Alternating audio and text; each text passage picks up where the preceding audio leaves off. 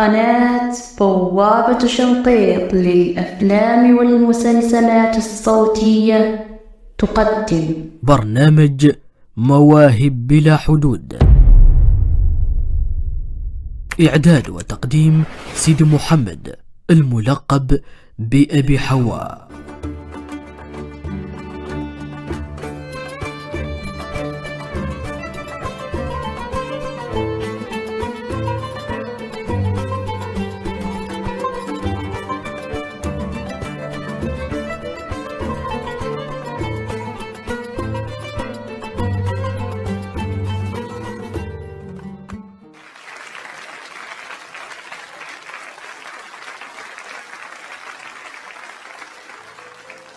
السلام عليكم ورحمة الله تعالى وبركاته.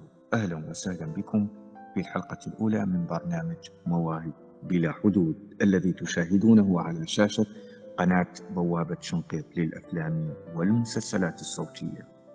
مشاهدينا الكرام، استضفنا لكم في هذه الحلقة شخص ذو مواهب متعددة، فهو فنان وعازف ومعلق صوتي وممثل، ألا وهو الفنان حسن العاطفي من العراق. أهلا وسهلا بك الأستاذ والفنان حسن العاطفي. بداية حبذا لو عرفتنا عن نفسك. السلام عليكم، تحياتي لك يا أبو حواء الغالي.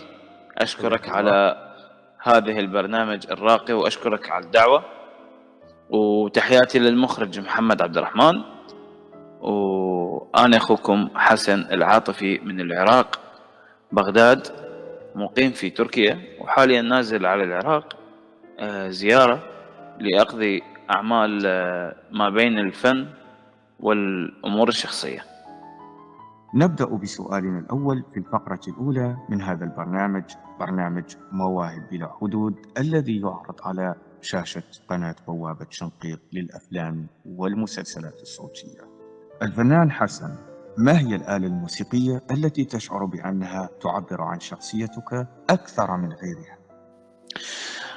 الآلة اللي هي تعبر عن شخصيتي هي آلة الأورج. نود منك أن تشرح للمشاهدين الكرام آلة الأورج، لمن لا يعرف هذه الآلة، أو تعطينا نبذة عن آلة الأورج.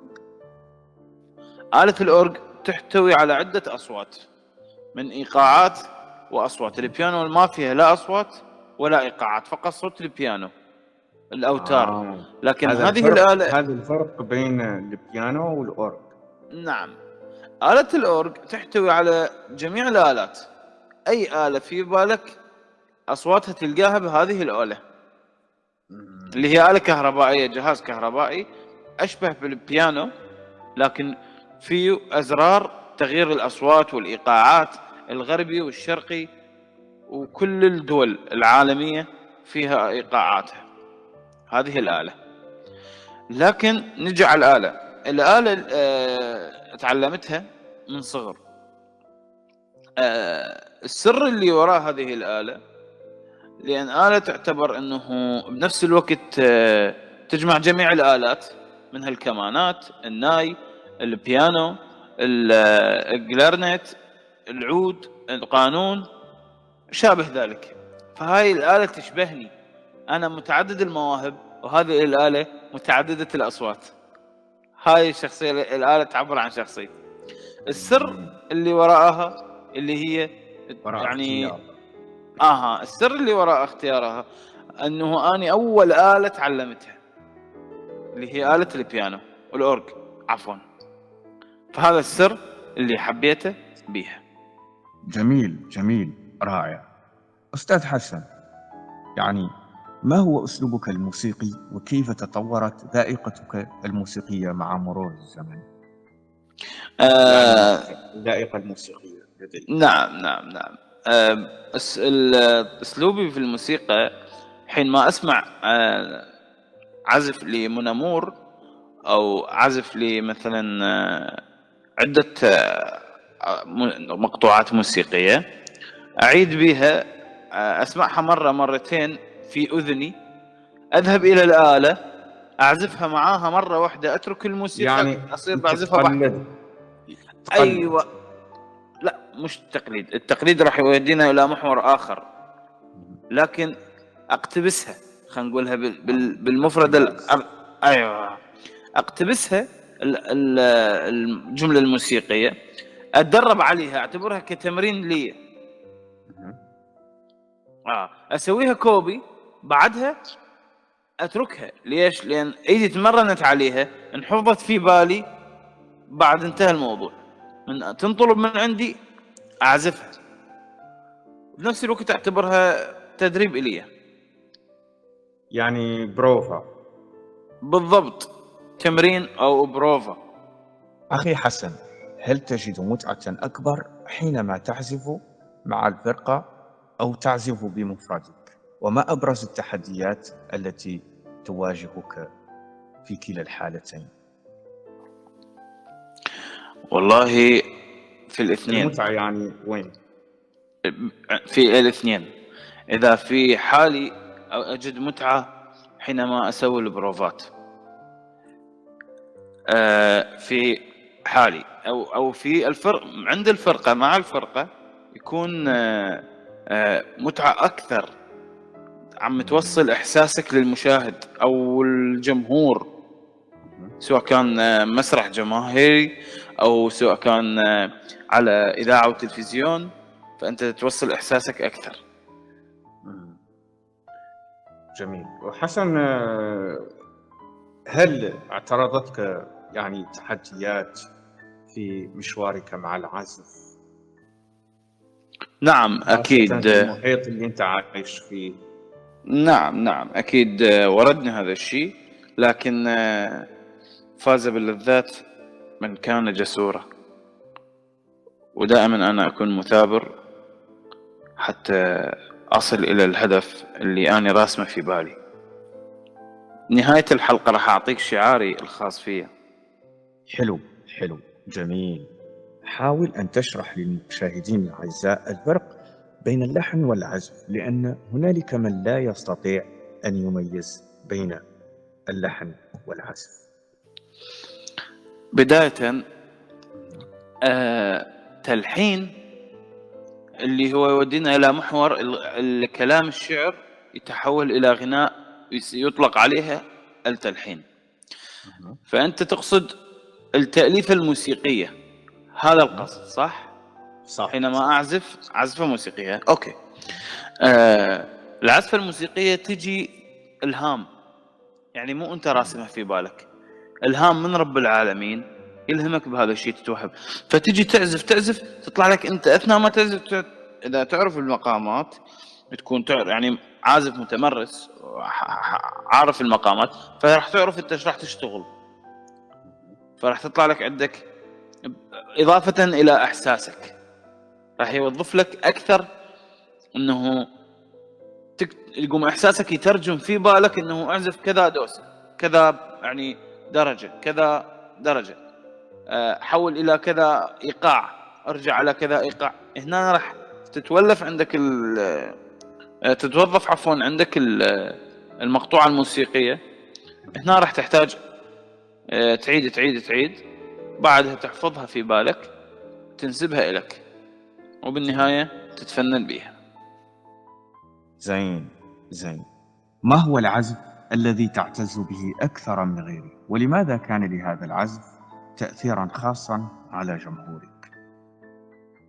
بصراحة الموسيقية اللي تعزفها؟ بصراحة القطعة الموسيقية اللي هي أول قطعة موسيقية عزفتها على بيانو، اكتشفت نفسي أنا موهوب بهذه الآلة، هو النشيد الوطني العراقي.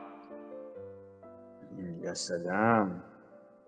نعم. يعني للمعلومة، نشيد الوطني العراقي أول ما مسكت الآلة البيانو في حياتي، ما ماسك آلة بعمر 12 سنة، مسكت الآلة عزفت النشيد الوطني بخلال 5 أو 6 دقائق، ما تتجاوز 6 دقائق. أول ما مسكت الآلة بدقيقتين أخذت، احنا نسميها بالعراقي نقول أخذت الشمرة، يعني مسكت السكة. بخلال 4 دقائق أنا بديت أعزف النشيد الوطني، ولحد هذه اللحظة وطول عمري ما أنسى طريقة العزف أو المقطوعة أساسا. صاحبة فضل كبير علي هذه المقطوعة الموسيقية لنشيد الوطن العراقي. وعزفتها أمام الجمهور أو أمام يعني في نعم مسرح؟ نعم عزفتها، صار في استفتاح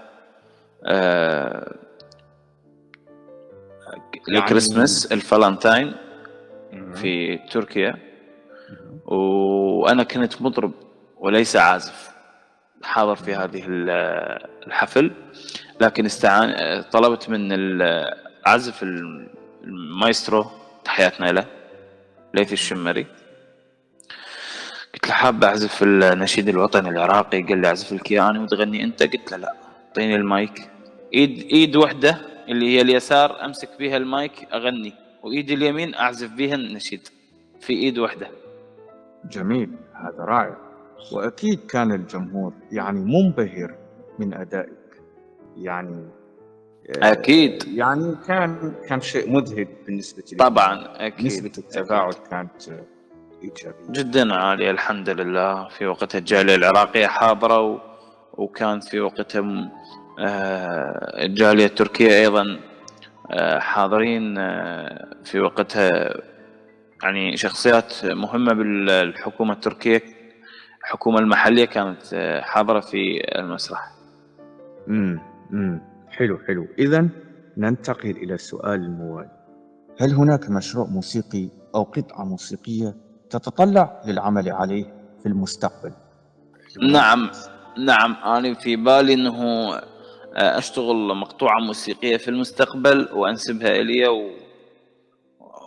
وأروج لها على منصات التواصل الاجتماعي. أرجو لك التوفيق في مشروعك المستقبلي. الأستاذ حسن، على ذكر وسائل التواصل الاجتماعي، هل لديك حسابات يعني على فيسبوك ويوتيوب وكبريات المواقع؟ هل لديك حسابات تعرض عليها أعمالك الفنية والإبداعية؟ موجودة لدي صفحة على قناة اليوتيوب، منصة اليوتيوب عفوا، قناتي خاصة في عنوانها حسن العاطفي، وعندي منصة على الفيسبوك والانستغرام والسناب شات والتيك توك. جميل. وأكثر منصة مشهور فيها هي التيك توك. ما دام على ذكر تيك توك، راح نسألك عن يعني نسبة المتابعين والتفاعلات يعني والتعليقات. هذا شيء مهم. أكيد الحمد لله. عندي إحدى البوستات وصل 3 مليون بالوطن العربي، وعندي إحدى البوستات 500,000، وعندي 200,000، وعندي نسبة المتابعين الفولورز كان 170,000، بس صاروا بيهبطوا لأن قل التفاعل في الحساب للأسف بسبب الإهمال للحساب التيك توك.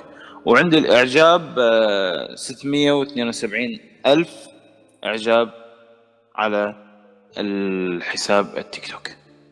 مشاهدينا الكرام، وصلنا إلى نهاية الفقرة الأولى من برنامج مواهب بلا حدود. نلتقي بعد هذا الفاصل القصير.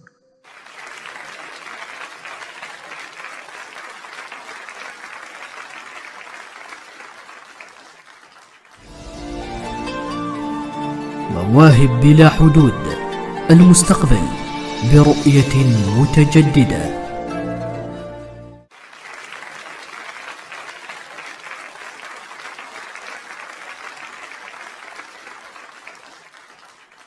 مشاهدينا الأعزاء، عدنا إليكم بعد الفقرة الأولى، ونواصل مع الفقرة الثانية مع الفنان الموهوب حسن العاطفي. أهلا يا أخي حسن مجددا. أهلا وسهلا بك مرة أخرى، وأهلا وسهلا بجميع المشاهدين. إن شاء الله يا رب نكون خفيفين الظل عليهم مرة أخرى. أهلا بك أخي حسن. في هذه الفقرة الثانية نعم. يعني راح نتكلم عن الغناء.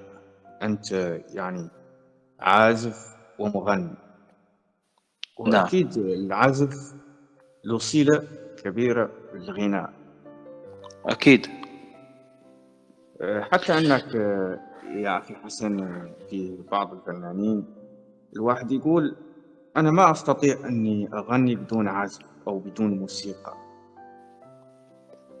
لكن هذا أنا في نظري على العلم بأنني لا علاقة لي بالغناء أو العزف، ولا مهم.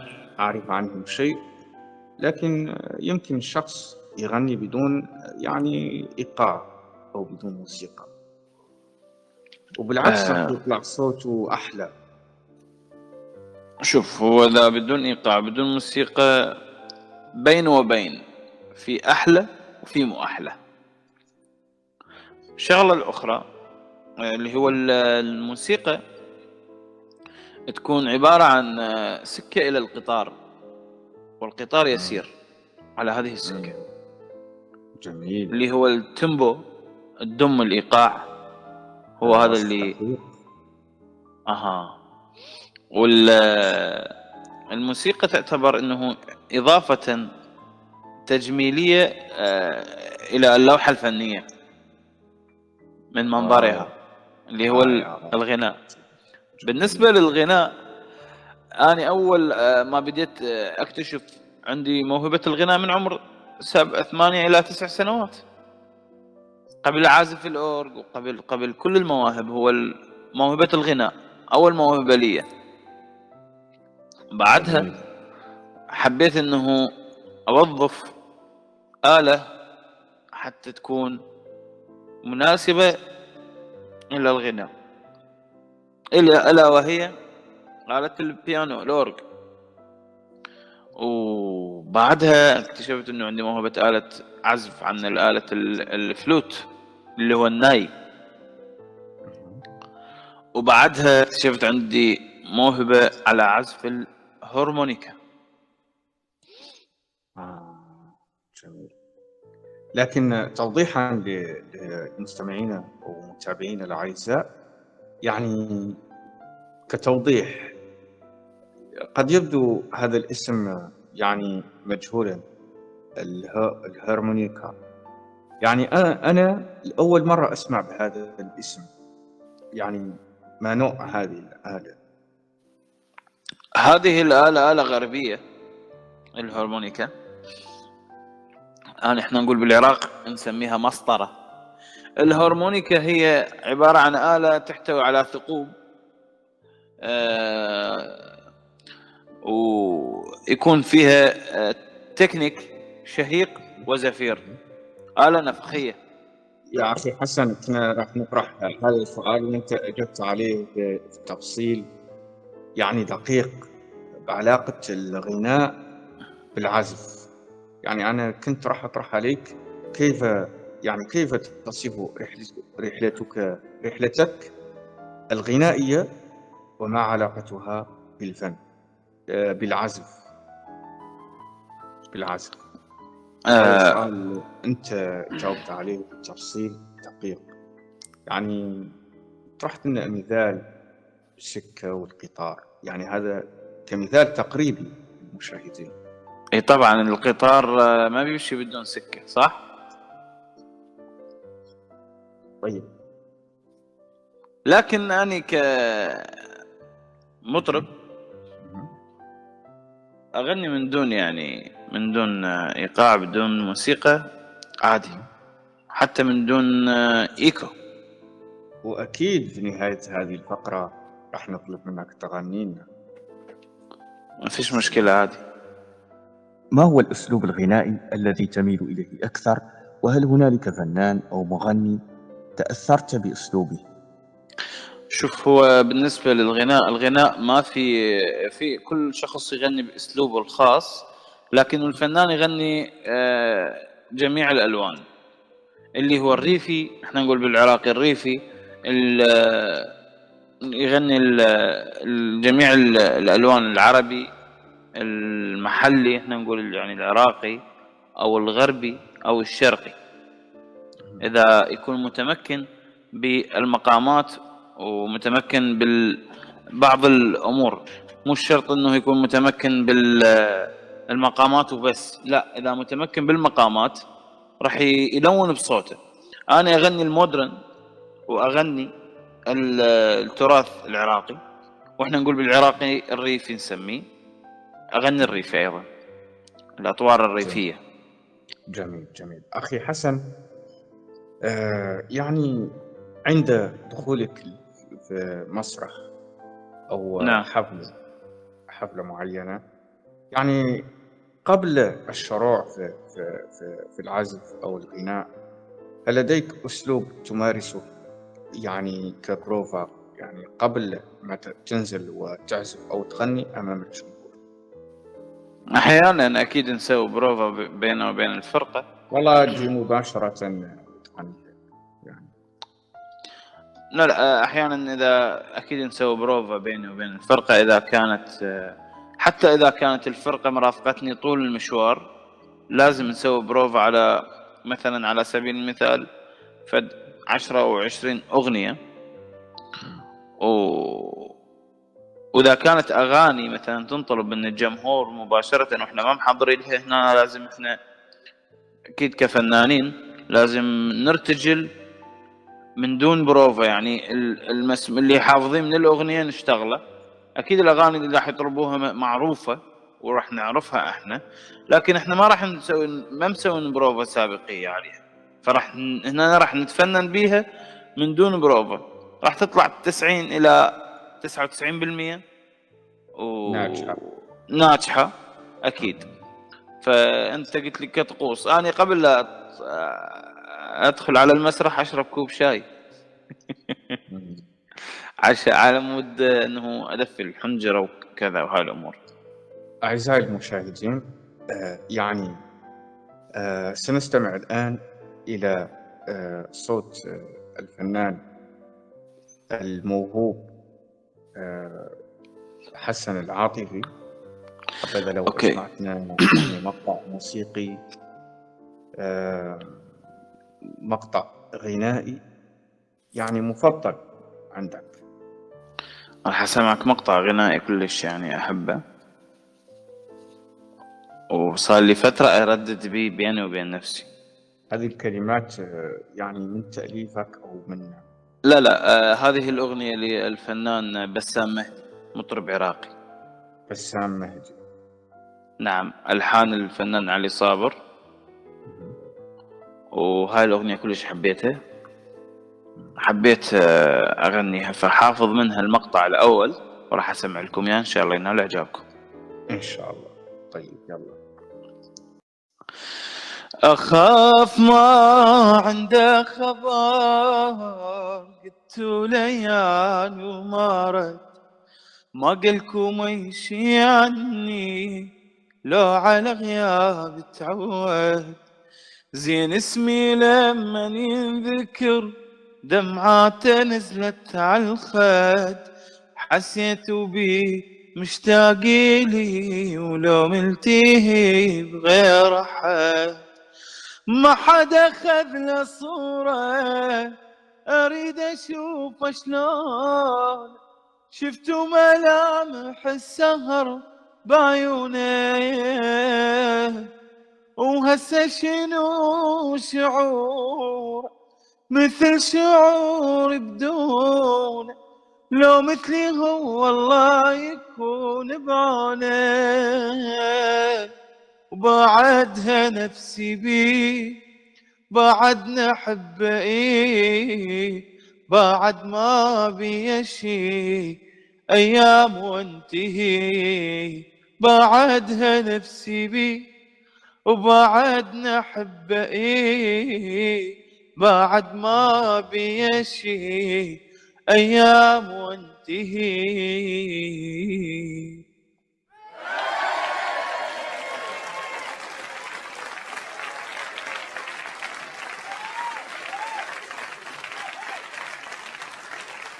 الله الله الله الله. الله عليك أخي حبيبي. حسن، قبل ما ننتقل للفقرة الثالثة، يعني راح نسألك أخي حسن، أنت عايش في تركيا نعم.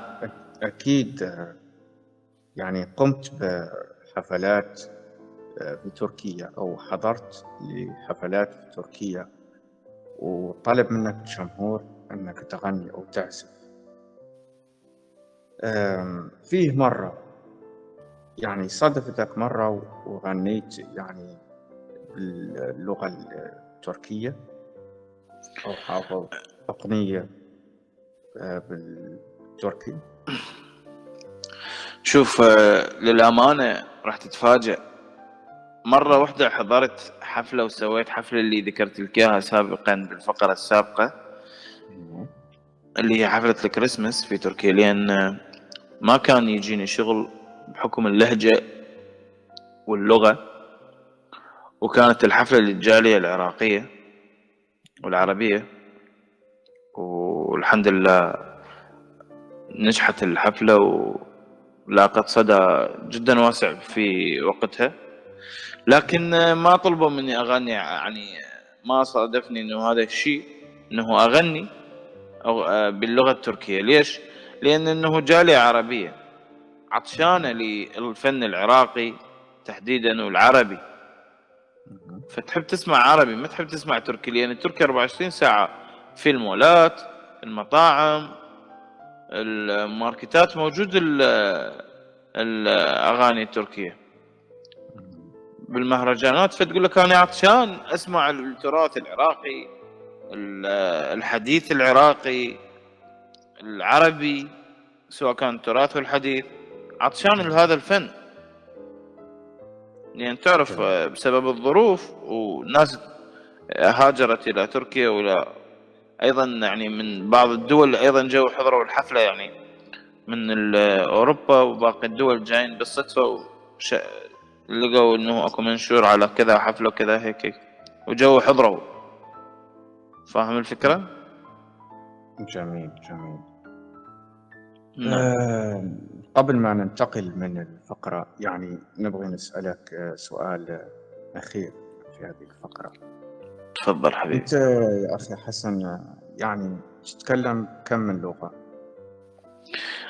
بصراحة أنا من عدا اللغة العربية نسبة 2 أو 3% إنجليزي، حافظ بعض المفردات أو جملة أو جملتين من اللغة الفرنسية واللغة الألمانية واللغة اللي هي اللي تابعة للقومية اللي بالعراق اللغة الكردية، وتركي نسبة 10%. لأن مو قوي باللغة التركية للأسف. جميل. أكثر اختلاطي بالجالية العربية يعني قليل أتواجد في تركيا. لكن أكيد تعرف تتواصل مع الأشخاص من الناطقين من البلدان اللي أنت ذكرت، نوعا ما، أي نوعا ما. الألماني والتركي، يعني تعرف كيف تتواصل معهم. أي نعم أكيد، يعني مو إيش أتواصل، يعني كلمة كلمتين حافظها من الألماني أكثر، يعني أكثرها يعني التركي والإنجليش، الكردي شوي، الفرنسي شوي، هيك مجرد السلام أو بعض الأمور. مشاهدينا الكرام، وصلنا إلى نهاية الفقرة الثانية من هذا البرنامج. نلتقي بعد هذا الفاصل القصير.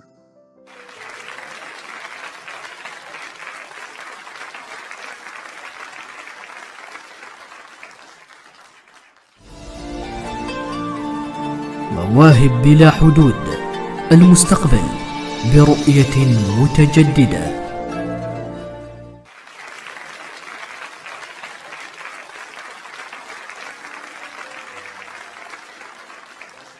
عدنا إليكم في الفقرة الثالثة. أخي حسن، نعم. حسب المعلومات اللي وصلتني أخي حسن أنك أنت يعني لك تجربة في تقديم البرامج الصوتية، يعني نقول التعليق الصوتي، وعندك تجربة في الإعلام. نعم أكيد، خضعت إلى دورة صحافة وإعلام تابعة للاتحاد العربي لفاقدين البصر، لكوني فاقد البصر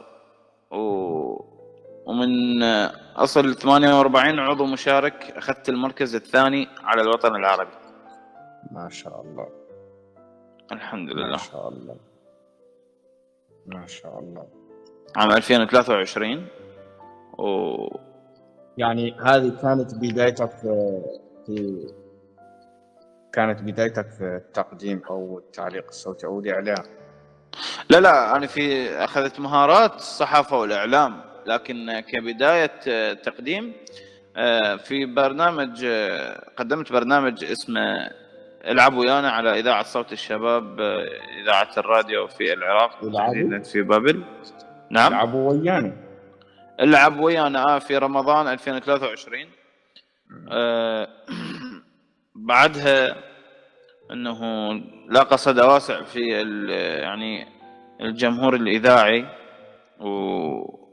والمشتركين، يعني كانوا حابين البرنامج، فكرة بأفكار جدد من ضمن البرنامج حلوة، والحمد لله نجح البرنامج وأخذت المركز الأول أيضا في الاستفتاء عام 2023 أفضل مقدم في الإذاعة. جميل، حلو حلو. ما هو البرنامج الذي قدمته وأثر بك بشكل خاص وكيف تعتبره مميزا؟ والله بصراحة هو برنامج العب ويانا، لأن أول برنامج إلي ولاقى صدى واسع في العالم الإذاعي، بنفس الوقت أنه أفضل برنامج ونجح، وأنا كنت مستمتع حينما أقدم الحلقة، وأحسها تمر مرور الكرام، يعني ساعة ونصف تمر بدقيقة ونصف، مش ساعة ونصف أحسها.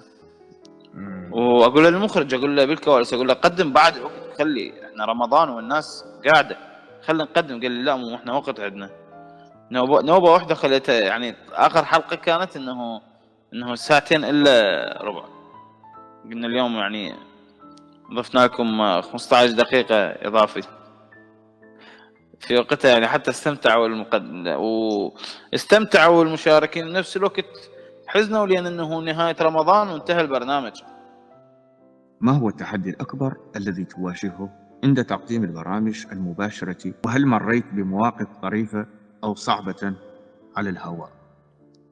شوف، للأمانة من حسن حظي إنه كنت أنا توني متخرج من دورة الصحافة وإعلام، وبعد أسبوع انطرحت الفكرة علي وبلشت بالبرنامج، فأجيت جاهز.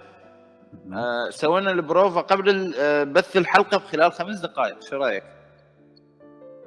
يعني احنا بالكواليس سوينا البروفا. البرنامج كان من إعدادي وتقديمي وإخراج المخرج حميد العراقي، في مدير الإذاعة في بابل العراق، إذاعة صوت الشباب، موجودة منصاتها على مواقع التواصل الاجتماعي. فكان البروفا قبل البث ب5 دقائق. قال لي شنو راح نشتغل؟ قلت له كذا كذا كذا، اعطيته رؤوس أقلام مثل ما نقول احنا باللهجة العراقية، وقال لي دقائق بس أحضر الأمور حتى نبلش ببث الحلقة. وكان لايف مباشر، يعني ماكو تسجيل بالموضوع، تعرف انت إذاعة، فالإذاعة مباشر راح يكون مباشر أكيد. نعم. فالحمد لله أول حلقة الأمور يعني بدأت تبشر بخير، احنا نقول بالعراقي. ثاني حلقة حبوا أكثر، قاموا يعني يعلقون بالكومنتات على منصات التواصل الاجتماعي، نريد يطولون بالوقت وكذا وكذا. فبالنسبة للمواقف الطريفة، مرت هواي مواقف طريفة، والحمد لله أنا ما أبد أي موقف طريف ما أواجه به صعوبة، لأن أنا كوميدي. فالموقف الطريف أعالجه بطريقة كوميدية وأضيع الموضوع ما بينه بالجو. يعني أبسط مثال، صار موقف طريف بيني وبين المخرج وطلع الجو وأنا أضحك، فرأسة أنا طلع الجو عرفت إنه يعني من تنصل الموسيقى بالإذاعة، من تنصل الموسيقى من المخرج، يعني أنت بالجو حاليا. نصت الموسيقى وأنا أضحك من كل قلبي. فأثناء ما يعني دخلت بنص الجو شجوا، يعني شو أقول لهم؟ شنو يعني بكذا أمر؟ رأسا قلت لهم كذا كذا شو طلعت يعني ما احب اطي راس ما احب اطي سر المهنه. إن شاء وعالجت الامر ولحد الان ما يعرفون انه انا اصلا يعني خطأت او وهواي امور يعني هواي مرات عده مرات.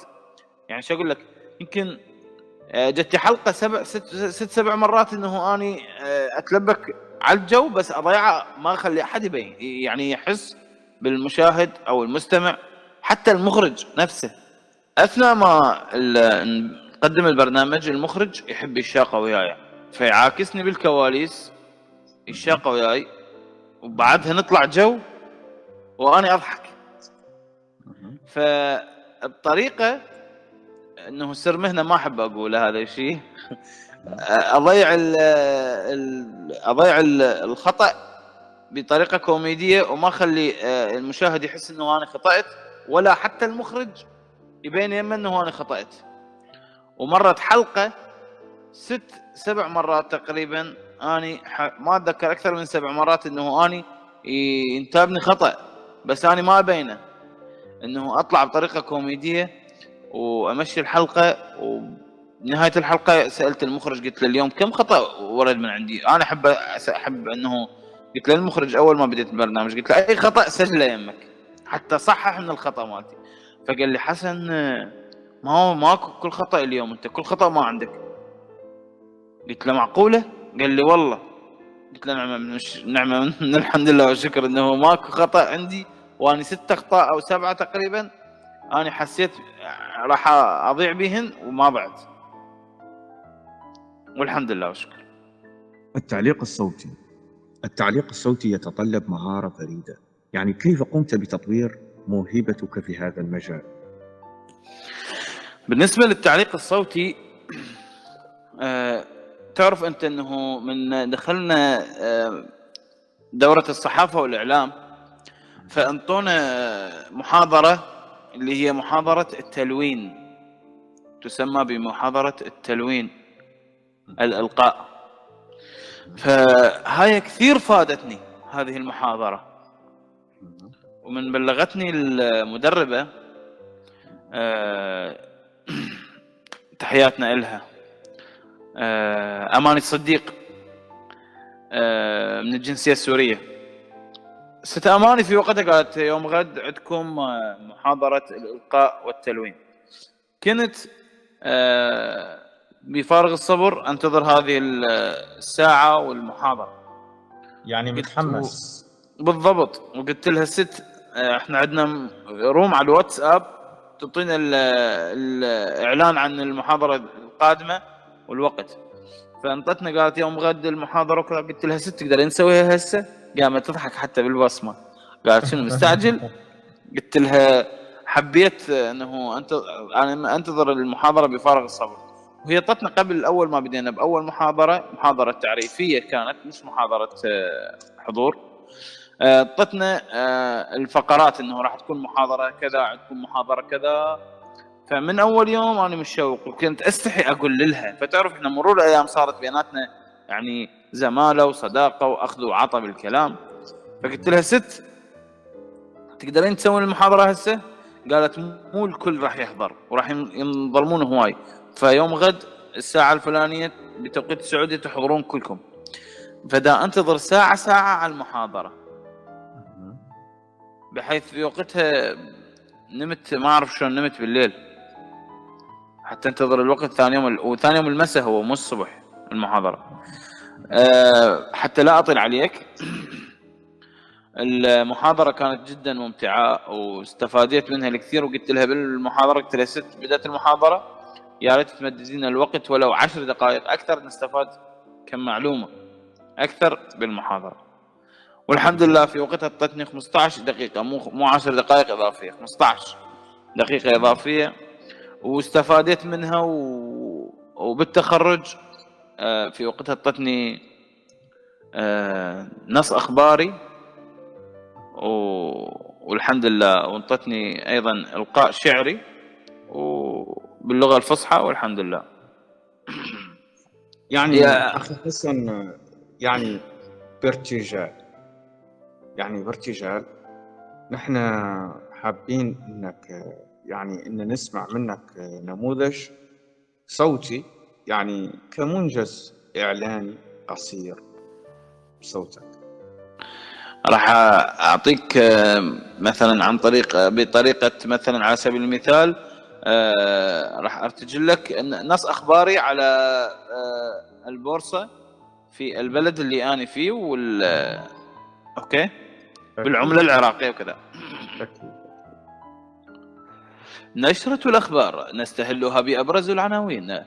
شهدت أسعار صرف الدولار مقابل الدينار يوم السبت استقرارا من دون أي تطورات في البورصة الرئيسية في بغداد. جميل. هذا نموذج. جميل. يعني فيه مرة تعاملت مع نص صعيب كان مطلوب منك أنك تسجله صوتيا. نص صعب. إيه. نص صعب. والله أي نص ما يصعب علي، لكن شوي يصعب علي الحفظ فقط. يعني أنت عندك مشكلة في الحفظ نوعا ما. عندك في يوم من الأيام محمد عبد الرحمن المخرج طلب مني نص أسجله لآخر عمل، وبعدنا لحد الآن العمل يعني قيد الإنجاز. العمل انطاني فيه انه يكون عدة طرق في الإلقاء، لأن كان في العمل هو عبارة عن أنه عمل فني تمثيل، فأني في وقتها يحتاج مني أنه أسجل الصوت المشهد الصوتي. فكان عدة طرق في الإلقاء. الطبقات الصوتية، طبقة صوت أنه أكون فيها متألم، وطبقة صوت أكون فيها متعصب، ولا شابه ذلك. ما تعبت بالتسجيل ولا تعبت بالحفظ، لكن بعض شوي الأمور واجهتني، والحمد لله، وكنت أسرع شخص أقدم له التسجيل من ضمن كل الأعضاء. يمكن أسرع شخص وهو دا يسمعني. إذا كانت أكو شخص أسرع مني يا ريت حتى أنافسه. هل تفضل التعليق الصوتي على مشاريع معينة مثل الوثائقيات أو الإعلانات أو الأفلام، ولماذا؟ نعم أكيد أحب أفضل. أكيد عندي أفضل أكثر من الأخبار وأكثر من نشرة الأخبار وهاي الأمور. أحب عن طريق المسلسلات وعن طريق البرومو، الإعلانات، إعلانات البرومو لكذا أعمال. أحب هذه التعليق الصوتي، وأحب بالإلقاء الشعري باللغة العربية يعني الفصحى والعامية. متابعينا الأعزاء، وصلنا إلى نهاية الفقرة الثالثة. نلتقي بعد هذا الفاصل في الفقرة الرابعة والأخيرة من هذه الحلقة.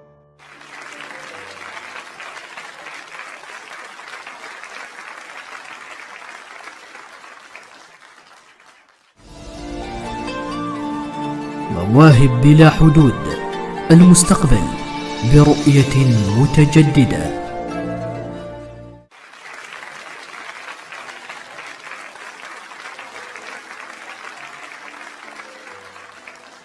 مشاهدينا الكرام، أهلا وسهلا بكم في الفقرة الرابعة والأخيرة. الأستاذ حسن، ما شاء الله أنت عازف ومغني ومعلق صوتي وممثل. يعني سؤالنا في هذه المرة يتعلق بالتمثيل. يعني كيف كانت تجربتك الأولى في التمثيل، وهل كنت تتوقع أن تنجح في هذا المجال؟ أجاوبك على الفقرة الثانية اللي في السؤال، وبعدها أجاوبك على السؤال. طيب يلا. النجاح عند كل إنسان، بس الإنسان ما يعرف يوظف، ما يعرف شلون يروح لهذا، ما يجتهد ويروح لطريق النجاح، ويكون كسول. والنجاح موجود بكل مجال، مو بس عند كل إنسان، لكن الإنسان هو كسول، مو مجتهد. فأنا بكل مجال أخلي النجاح قبل الفشل، لأن هو النجاح إذا الطاقة الإيجابية إذا تخليها أمامك وتزرعها في داخلك، حتى إذا كنت أنت ما راح تنجح فأنت راح تنجح بصبرك، ما راح تنجح بفشل. هاي فكرتي ووجهة نظري، وإن شاء الله تكون صائبة. يعني حسن، ما هي أول مرة شاركت في التمثيل؟ شاركت بالتمثيل أو اكتشفت أن عندك موهبة التمثيل؟ أنا موهبة التمثيل عندي موجودة، مكتشفها من قبل يعني 6 أو 7 سنوات، لكن ما كانت الفرصة لمشاركة عمل. وعلى فكرة أنا أحب التمثيل المرئي والصوتي، مش فقط الصوتي. يا سلام. وشاركت في يعني تمثيل مرئي؟ لا تمثيل المرئي ما حصلت فرصة، لكن إن شاء الله في المستقبل القريب راح يكون عمل مرئي بالمستقبل على قناة فضائية عراقية، ووعدوني بهذا الشيء، وإن شاء الله راح أكون أحد الأعضاء يعني بالتمثيل. هذا من الأعمال المستقبلية. أوكي. الأعمال السابقة شاركت بفيلم مرثد ابن أبي مرثد، وخذت دور الأسير. أنا استمعت لهذا الفيلم وما شاء الله، يعني كان فيلم غاية في الروعة. الحمد لله. وكو في عمل ثاني إن شاء الله أيضا مع محمد عبد الرحمن، سبق وأن قلت لك به، إن شاء الله ينال إعجاب الجميع إن شاء الله. أخي حسن، عندنا العزف، عندنا الغناء، وعندنا التعليق الصوتي، وعندنا التمثيل. تعددت المواهب والشخص واحد كما قلت أنت. نعم. يعني كيف يعني توفق بين هذه المجالات المختلفة؟ الإنسان إذا يعني إحنا نقول الإنسان إذا يدخل على خط واحد راح يدخل بطريق واحد، احتمال هذا الطريق فيه عتمة وما راح يكمل، احتمال راح توقف الحياة. لكن أنا في ذهني كحسن العاطفي ما تتوقف الحياة عندي نهائيا، ما تتوقف الحياة إلا أجل الموت وأمانة رب العالمين أخذها. فالحياة لازم يكون الإنسان مجتهد بعدة مجالات في الفن، وعدة مجالات في أي مجال بالمجتمع.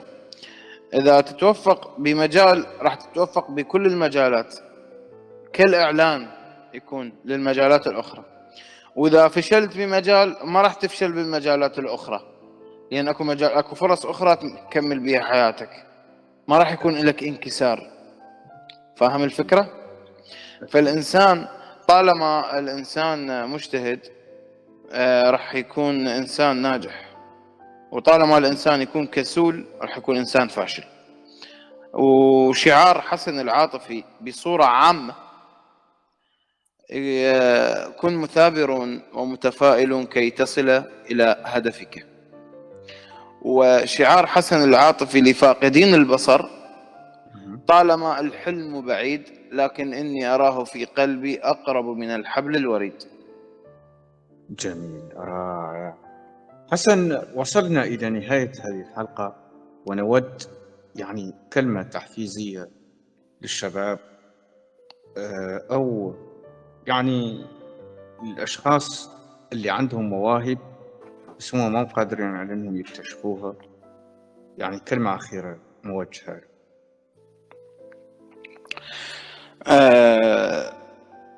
لكل شاب يحب يدخل في عدة مجال، خليه يختبر نفسه ويخلي شخص يختبره، يكون يعني عنصر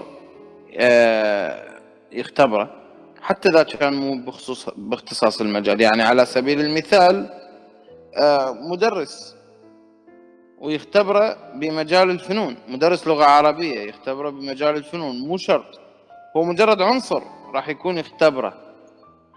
أو هو يعني يفعله يعني مختبر.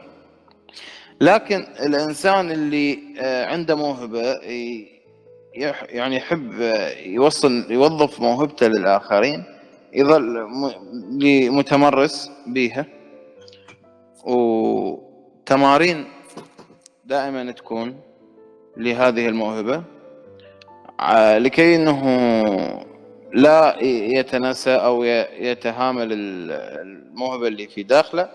بنفس الوقت أنه الإنسان يكون مجتهد، يعني مو يريد اليوم أنا على سبيل المثال أنا عندي موهبة أنتظر أبو حواء أو محمد عبد الرحمن يجون يقولوا لي يلا قوم. لا، أنا أقوم أروح أكمل شغلي، أنا أشتغل على نفسي، أنا أطور نفسي بنفسي. هي مو اوردر ديليفري، خدمة توصيل من مطعم، أكلة تطلبها اوردر يجيبوا لك إياها للبيت. الموهبة مو أكلة ولا طلب اوردر، الموهبة الله وهبك بيها، فأنت حاول تكتشف نفسك بعدة مجالات وطور نفسك بنفسك. هاي رسالتي. جميل جميل. أخي حسن، شكرا على هذه الحلقة الجميلة والقيمة والفريدة من نوعها. فنحن جد مشكورين على هذه المقابلة القيمة والفريدة من نوعها. شكرا لك يا حبيبي، أنا جدا أشكرك على هذه الدعوة مرة أخرى، وموفقين في هذا البرنامج الجميل وفي قناتكم الجميلة، وإن شاء الله يا ربي كنت خفيف الظل عليكم، وإن شاء الله يا ربي تستفيدون أنتم المشاهدين من هذه المعلومات اللي قدمتها لحضراتكم. وأشكرك أيضا مرة أخرى أن دعيتني في هذا البرنامج. تحياتي لكم من العراق ومن بغداد إلى موريتانيا والوطن العربي. تحياتنا للشعب الموريتاني، كلش أحب هذا الشعب الجميل بأهله وناسه. أخوكم حسن العاطفي من بغداد العراق، تحياتي للجميع، مع ألف سلامة. شكرا لك أخي حسن. مشاهدينا الكرام، متابعي قناة بوابة شنقيط للأفلام والمسلسلات الصوتية، وصلنا وإياكم إلى نهاية هذه الحلقة الأولى من برنامج مواهب بلا حدود. نلتقي وإياكم في حلقة قادمة مع مبدع أو مبدعة